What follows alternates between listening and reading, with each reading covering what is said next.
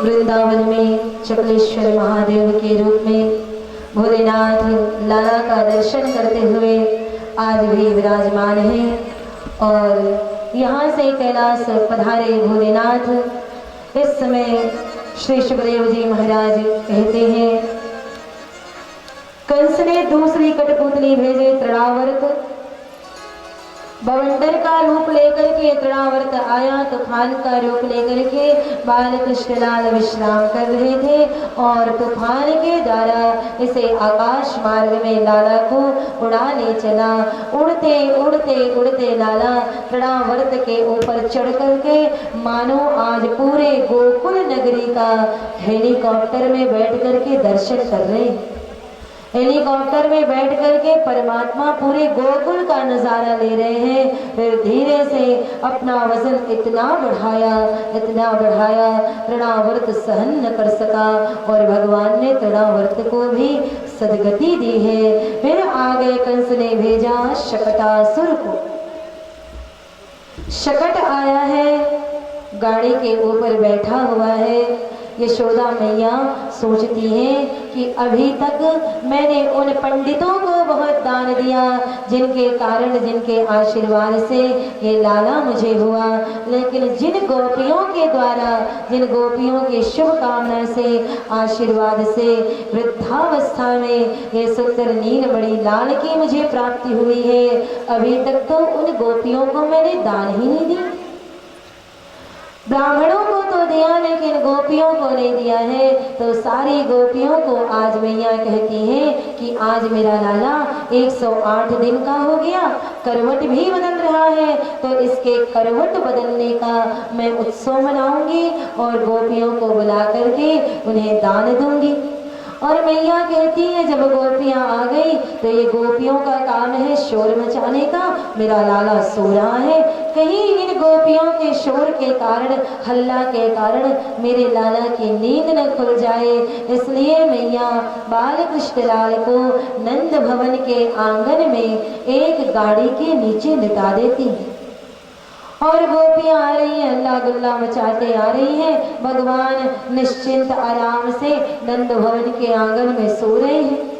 गोपियां जहाँ चली जाएं अल्लाह ही मचाती हैं, चाहे वो पाली की गोपियां हो, चाहे गोकुल की गोपियां हो, चाहे जहाँ जहाँ हम कथा करने जाते हैं वहाँ की गोपियां हो। पर यहाँ की गोपियां अच्छी हैं, नाराज नहीं हो जाना।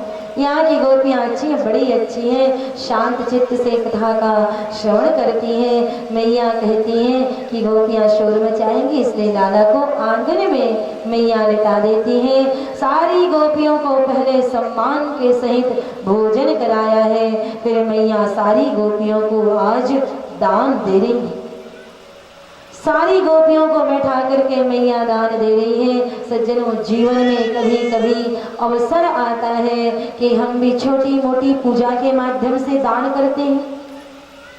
कहीं मंदिरों में जाकर के दान करते हैं, मंदिरों में जाते हैं, कोई पुरी चला गया, कोई और तीर्थ में चला गया और क्या चढ़ाए, क्या दान करके आए, तो लोग उत्तर देते हैं वहाँ जगन्नाथपुरी गए और वहाँ कद्दू चढ़ा दिए, मखना चढ़ा दी, यही बोलते हमारे यहाँ मखना।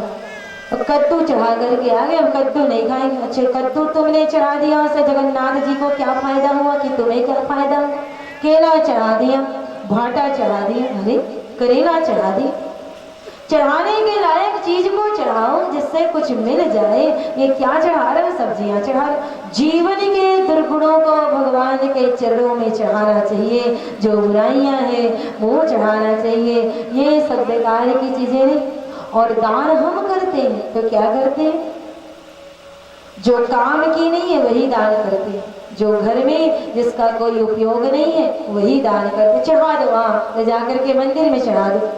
भैया जो चीज तुम्हारे काम की नहीं है वो मंदिर के पुजारी के भी काम नहीं आएगी, याद रखना।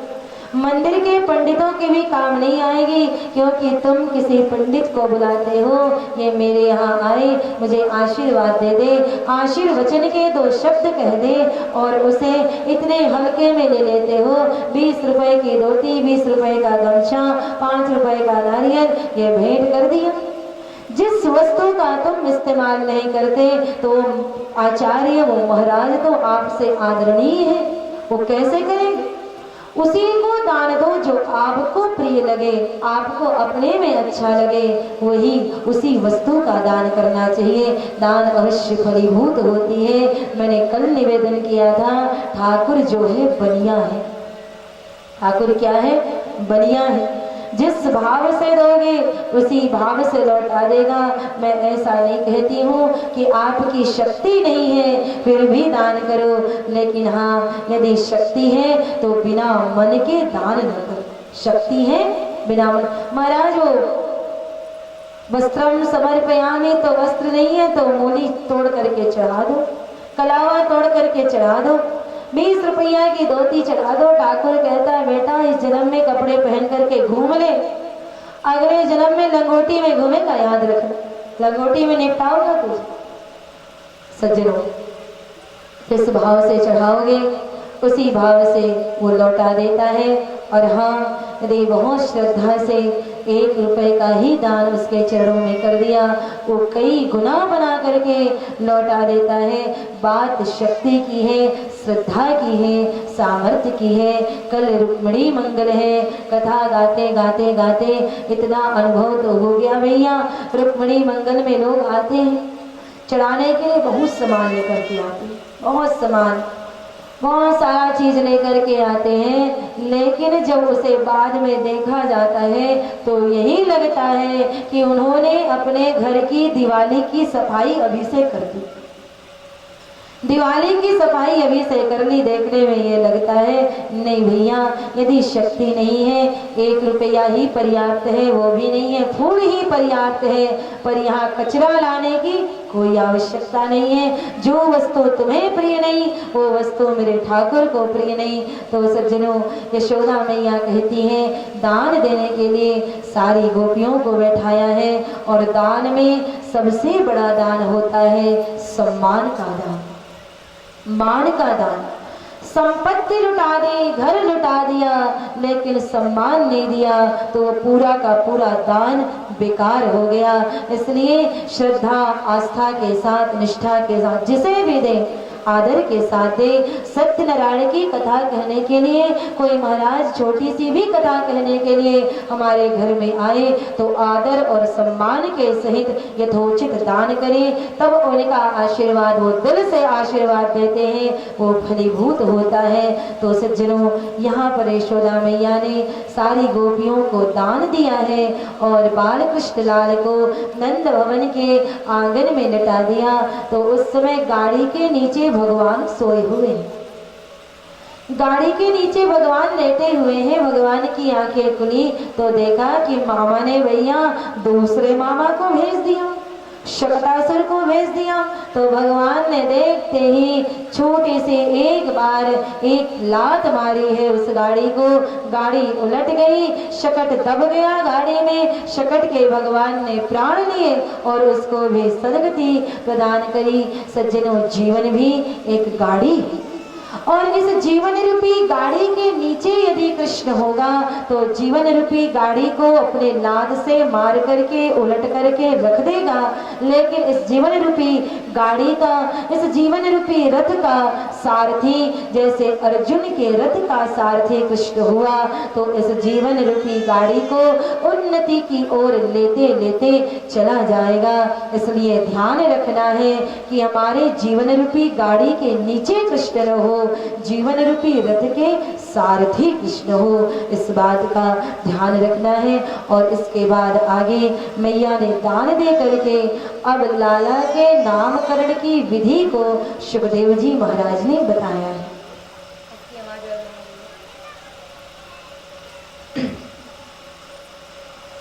नामकरण संस्कार करने के लिए गर्गाचार्य पधारे हैं, जिन्हें भेजा वसुदेव जी ने कि आप जाइए, आप हमारे आचार्य हैं, पुरोहित हैं, और जाकर के मेरे दोनों लालाओं का, पुत्रों का नामकरण संस्कार करिए। तो गर्गाचार्य पधारे, गोकुल बाबा आनंद के यहाँ वसुदेव प्रचोदित राजन यदु नाम सो महादपः गर्गाचार्य आए और गर्गाचार्य ने कहा, बाबा आनंद ने कहा, भगवान आप पधारे, बड़े भाग्य हमारे, आप हमारे दोनों पुत्रों का नामकरण संस्कार करिए। तो गौशाला में ले जा करके गर्गाचार्य भी गए और दोनों माताएं रोहिणी यशोदा और बाबा आनंद हैं।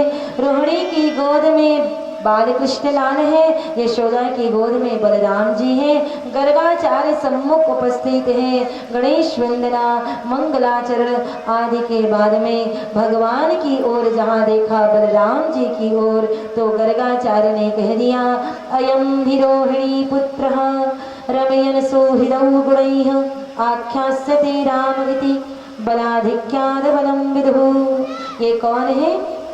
ये रोहिणी का पुत्र है। यशोदा की गोद का जो लाला है वो रोहिणी का पुत्र है, इसलिए इसका नाम होगा रोहिणी।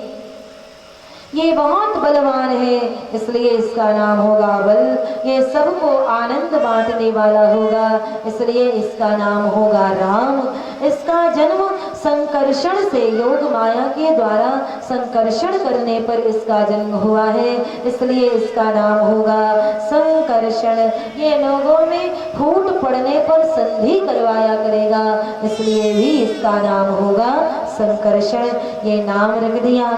लेकिन जहाँ गर्गाचार्य ने कृष्ण की ओर देखा, लाला की ओर देखा, तो कह दिया कि मैया मैं इसके कितने नाम रखूं, इसके नाम तो वेद नहीं गा पाते, मैं कहाँ से इसके नाम रखूं। हे मैया तेरा ये जो लाला है ये पूर्व युगों में क्रमशः श्वेत रक्त पीत अर्थात सफेद लाल पीले आदि वर्णों को धारण करके जन्म लिया है, लेकिन इस जन्म में इसने काले रंग को धारण किया है, इसलिए इसका नाम होगा कृष्ण। इदानीं कृष्णतां गतः, क्योंकि इस समय ये काला है, काले रंग का है, इसलिए इसका नाम होगा कृष्ण। नाम रखने की ये परंपरा बताई, कृष्ण नाम रखा है। सज्जनों गलत अर्थ निकालते हैं सारे लोग कि वो काला है इसलिए कृष्ण है, नहीं वो काला है इसलिए कृष्ण नहीं है। कर्षयति इति कृष्णः, कर्षयति का अर्थ होता है खींचता, खींचता है, जो अपनी ओर खींचता है वही कृष्ण है। जिसका रूप अपनी ओर खींचे, जिसका गुण अपनी ओर खींचे, जिसकी लीला अपनी ओर खींचे, जिसका धाम अपनी ओर खींचे वह कृष्ण है। लीला खींचती है अपनी ओर, तभी तो आप लोग गर्मी में बैठे हो, उसकी लीला अपनी ओर खींचती है, इसलिए तो इस गर्मी में बैठ करके बिल्कुल सट सट करके बैठ करके कथा सुन रहे हो। उसकी लीला अपनी ओर आकर्षित करती है। कर्षयति इति कृष्णः। यहाँ ऐसे ऐसे हमारे कलकत्ता से भैया आए हैं, बसंत चौबे जी और उनके मित्र हैं। ऐसे ऐसे लोग कथा सुनते हैं जो स्वयं बैठे यदि कथा गाने के लिए, उन्होंने मेरी ही कथा इतनी बार सुन ली है कि यदि वो कथा गाने के लिए बैठ जाए तो कथा कह सकते हैं। इतनी बार कथा सुनने की उनको कथा याद हो गई हो, फिर भी वो बार बार सुनते हैं। इसलिए सुनते हैं क्योंकि लीला अपनी ओर आकर्षित करती है, खींचती है। रोज रोज रोज रोज कृष्ण की कथा सुनोगे तो रोज रोज वो नई ही लगेगी, पुरानी नहीं लगेगी।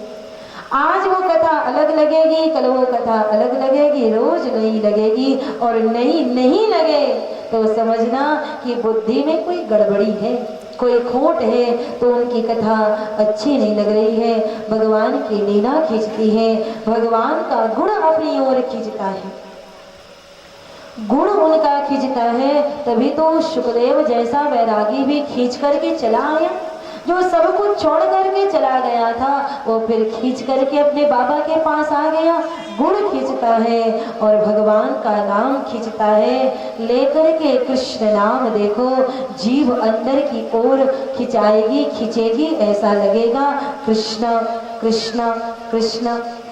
जीव अंदर की ओर आती है, ऐसा लगता है उसका धाम अपनी ओर खींचता है। भैया वृंदावन धाम अपनी ओर आकर्षित करता है। बाहर लेकर के जाइए।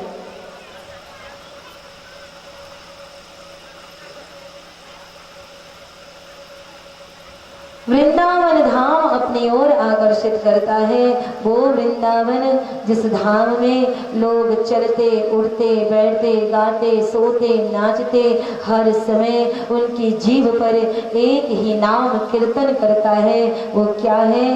राधे राधे राधे राधे राधे। रिक्शा वाले भी अपने रिक्शा में घंटी नहीं लगवाते। सामने से किसी को हटाना हो तो रिक्शा वालों की रिक्शे में घंटी नहीं होती, वो जोर से चिल्लाए भैया राधे राधे, वो सामने वाला हट जाता है। ये वृंदावन धाम है सज्जनों। यहाँ कथा तुम्हें सुनने के लिए ये पंडाल, ये लाइट माइक टेंट लगवाना पड़ता है, किसी वाचक को बुलाना पड़ता है, लेकिन वृंदावन धाम यदि हो जाए और वहाँ कथा सुननी हो तो रिक्शा वाले के रिक्शा में बैठ जाना और उससे कह देना कि जरा वृंदावन का दर्शन करा दे, वृंदावन को घुमा दे, वो वृंदावन का दर्शन भी करा देगा और श्रीमद् भागवत की कथा भी सुना देगा। ओ वृंदावन धाम धन्यम वृंदावनम तेना भक्तिर्वृत्यति यत्र च। आज भी जहाँ भक्ति साक्षात नाचती हुई दिखाई देती है वो वृंदावन धाम है, जहाँ आज भी भक्ति महारानी नृत्य करती हैं। सज्जनों आज भी यामनाम तट्टमापन्न यत्र लीला हरेर्भुत, आज भी बाके बिहारी राधा रानी के साथ आज भी रास रचाते हैं उस वृंदावन धाम में। आज भी सच्ची घटना अभी अभी की मैं बता रही हूँ, 200 वर्ष पुरानी घटना है।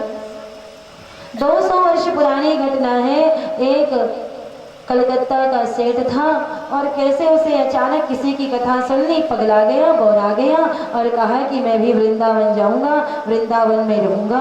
वृंदावन जाकर के रहने लगा और वहाँ के लोगों से कहने लगा कि भैया मुझे बिहारी की कोई सेवा दे दो, मैं बिहारी की सेवा करना चाहता हूँ। तो बाके बिहारी के मंदिर के पुजारी ने उस सेठ को काम दे दिया कि तुम रात को यहाँ चौकीदारी किया करो, रात को चौकीदारी करना।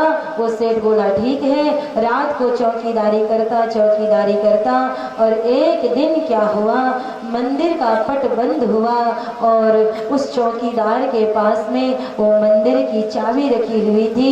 प्रतिदिन बाके बिहारी रास के लिए जाया करते थे, लेकिन आज चाबी चौकीदार के पास में रखी थी और ये चौकीदार प्रतिदिन निवेदन करता था कि भगवान एक दिन तो आपके स्वरूप का मुझे दर्शन करा दो, एक दिन तुम्हारी सेवा के लिए कलकत्ता से आया हूँ, अपना घर बार सब छोड़ करके तुम्हारे लिए आया हूँ, एक दिन तो अपना दर्शन दे दो। वो सेठ जब रोज निवेदन करता था तो आज बिहारी को दया आई और 12 बजे बिहारी निकले, मंदिर से बाहर निकले तो सेठ ने कहा कहाँ जा रहे हो? बोले बस हम 3 बजे आ जाएंगे, अभी तुम पट बंद कर दो, हम 3 बजे रात से लौट करके आ जाएंगे। आज भी रात रचाते हैं, 3 बजे हम लौट करके आ जाएंगे। वो सेठ कहता है नहीं नहीं, तुम चले गए छलिया हो, कहीं लौट करके नहीं आए तो बिहारी जी के मंदिर का पुजारी मुझे पकड़ लेगा, मैं तुम्हें ऐसे जाने नहीं दूंगा, तुम मेरे साथ चलो। बोले ठीक है। और वो सेठ बिहारी जी को लेकर के चलने लगा तो बिहारी जी के पैर की पायल छम छम छम छम बजने लगी। तो सेठ कहता है सारे गांव के लोग जाग जाएंगे, वृंदावन वाले जाग जाएंगे, इसलिए एक काम करो मेरे कंधे पर बैठ जाओ, चलो नहीं। ठाकुर बैठ गए उस सेठ के कंधे पर, वो लेकर के पहुंच गया वंशी वट पर, यमुना तट पर। सेठ लेकर के भगवान को पहुंचा। भगवान ने कही कि आप यहीं बैठो, हम अंदर से राधा रानी से मिल करके आते हैं। निकुंज वन में ठाकुर पधारे और 3 बजे तक इन्होंने गोपियों के साथ वो रास लीला की है। उसके बाद जब लौट करके आए तो भगवान के पैर की एक पायल इस सेठ के पास रुक गई, निकल गई। एक पायल सेठ के पास रुक गई और वो सेठ भगवान को फिर गोद में बैठाकर, कंधे में बैठा करके लेकर के बिहारी जी के मंदिर में पुनः गया और जाकर के ठाकुर को उतार दिया। भगवान गए और अंदर जाकर के अपने मंदिर में विश्राम करने लगे। 3 बज गए, रास करते करते 4 बजे पुजारी जी आ गए आरती उतारने के लिए। मंगला आरती का समय हुआ, पुजारी जी आए तो वो चौकीदार ने मना कर दिया, रुक जाओ, अभी कृष्ण आया है रास करके और तुम उसकी आरती नहीं कर सकते, अभी वो आराम करेगा, थक गया है, नाचते नाचते गोपियों ने थका दिया है, अभी वो आराम करेंगे, तुम अंदर नहीं जा सकते। पुजारी कहता है कैसी बात करता है, लगता है रोज रोज रात रात भर जगने के कारण तेरी बुद्धि खराब हो गई, पगला गया है तू। अरे वो 3 बजे आया कि 4 बजे आया, तुझे पता कैसे चली? तो वो सेठ कहता है तुम नहीं मानते तो जाओ अंदर, ठाकुर तुम्हें सोता मिलेगा। और पुजारी जी आए, देखा कि भगवान विश्राम कर रहे थे। फिर पुजारी जी के पास वो चौकीदार गया और कहने लगा कि आरती मत करना, आज के बाद भगवान की मंगला आरती नहीं होगी, प्रातः काल की आरती नहीं होगी। तो पुजारी जी पुनः पूछे कि भैया तुझे कैसे पता कि ठाकुर रास में जाते हैं, रास से लौट करके आते हैं? तो वो सेठ, वो चौकीदार अपने जेब से ठाकुर का वो पायल निकाल करके दिखा दिया, ठाकुर की वो पैजनियां दिखा दी, देखो ये उनका पायल मेरे जेब में रह गया, ले जाओ इसे पहना देना। कहने का तात्पर्य सज्जनों, आज भी बिहारी राधा रानी के साथ उस वृंदावन में रास रचाते हैं जो धाम अपनी ओर आकर्षित करता है। और ये प्रमाणिक बात है कि आज भी वृंदावन में बांके बिहारी के मंदिर में प्रातः काल की 4 बजे की आरती नहीं होती है, बाकी आरती 8 बजे आरती होती, 8 बजे तक बिहारी जी सोते हैं, 8 बजे की आरती होती है, 4 बजे की आरती नहीं होती। कहने का तात्पर्य वो धाम अपनी ओर आकर्षित करता है, इसलिए भगवान का नाम रखा कर्षयति इति कृष्ण। नामकरण संस्कार भगवान का संपन्न हुआ और रूप गुण लीला धाम सबसे अपनी ओर ये कृष्ण आकर्षित करने वाला है। आज भी उस वृंदावन धाम में जरा जाकर के देखना कि वृंदावन के रोज रज में बड़े बड़े संत लोट लगा रहे हैं, ऐसे भूमि पर लोट लगा रहे हैं, ये मत समझना कि उनके पास कोई खाने को नहीं था इसलिए वो वृंदावन चले गए, उनके पास कोई काम धंधा नहीं था इसलिए वो चले गए। आपको पता चलेगा जब उनसे पूछोगे कि आप पहले क्या थे, कोई कहेगा मैं इंजीनियर था, कोई अधिकारी था, कोई बहुत भारी व्यापारी था। ऐसे ऐसे लोग हैं आज भी वृंदावन धाम में जो अपनी ओर आकर्षित करता है। तो सज्जनों आइए, जब मैं इस भजन को गाती हूँ मेरे श्याम सुंदर के लिए, तो वो श्याम प्यारा मेरे सामने उपस्थित हो जाता है, मेरे आंखों के सामने तो उपस्थित रहता है। चाहती हूँ कि आज मन की आंखों से आप भी कृष्ण को देखने का इस भजन के साथ प्रयास करें, सार्थक हो जाएगी मेरी 4 घंटे की तपस्या और आपकी भी 4 घंटे की तपस्या। एक क्षण के लिए भी यदि आपके चित्त में इस भजन के साथ में कृष्ण आ गया तो विचार करेंगे, उसे देखने का प्रयास करेंगे, मिल करके चलें।